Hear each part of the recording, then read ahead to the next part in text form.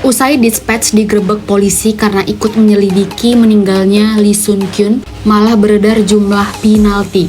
Biaya penalti Lee Sun Kyun saat terseret kasus narkoba disebut berkisar antara 2 hingga 3 kali lipat. Dilaporkan bahwa saat Lee Sun Kyun terseret skandal, banyak perusahaan yang bekerja sama dengannya sebagai model telah menarik diri. Kasus yang belum membuktikan Lee Sun Kyun bersalah ini dijadikan sebagai alat keuntungan oleh industri. Ini adalah praktik industri yang sangat populer di Korea.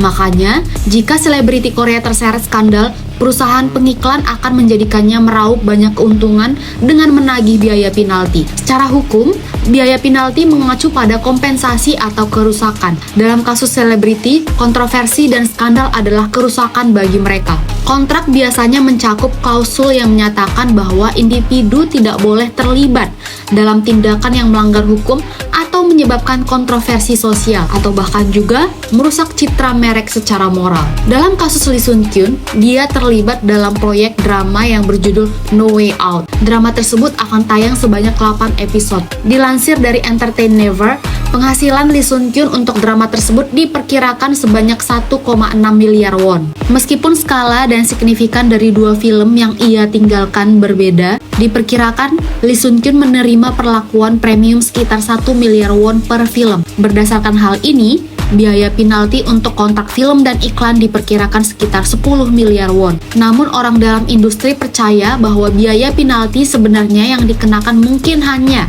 sekitar 30 hingga 50% dari perkiraan 10 miliar won. Faktanya, belum ada kasus di industri film yang menuntut denda dari aktor yang terlibat kontroversi. Hal ini karena film seringkali menyelesaikan produksinya dengan lancar dan setelahnya dapat dirilis pada waktu yang tepat. Menurut kalian gimana nih? Apakah ini secara sengaja biaya penalti Lee Sun Kyun kembali disebarkan setelah ada aksi penggeledahan oleh polisi Gyeonggi?